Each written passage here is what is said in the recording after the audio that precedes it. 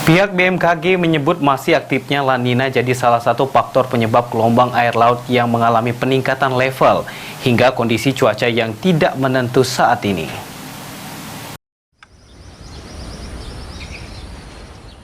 Terkait fenomena gelombang air laut yang saat ini mengalami peningkatan level hingga kondisi cuaca yang tidak menentu membuat pihak Badan Meteorologi, Klimatologi, Geofisika atau BMKG kembali menghimbau masyarakat untuk tetap waspada.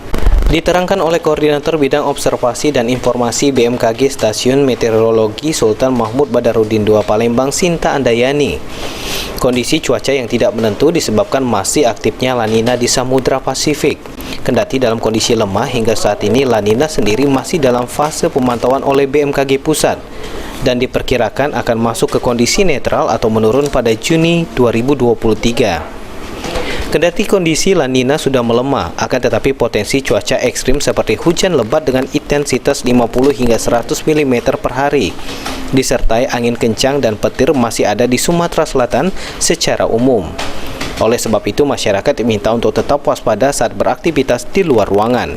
Potensi peningkatan kecepatan angin sehingga membangkitkan tinggi gelombang rata-rata yang mungkin biasa terjadi di Selat Bangka menjadi ke level tinggi. Kalau untuk fenomenanya sendiri, Bu, kemarin kan sempat ada La Nina ya, Bu ya? Itu gimana, Bu, saat ini? Untuk La Nina, BMKG Pusat masih memantau bahwa kondisi La Nina masih aktif. Diperkirakan akan mulai menurun pada bulan Juni di 2023 nanti. Sandi Pratama, PAL TV.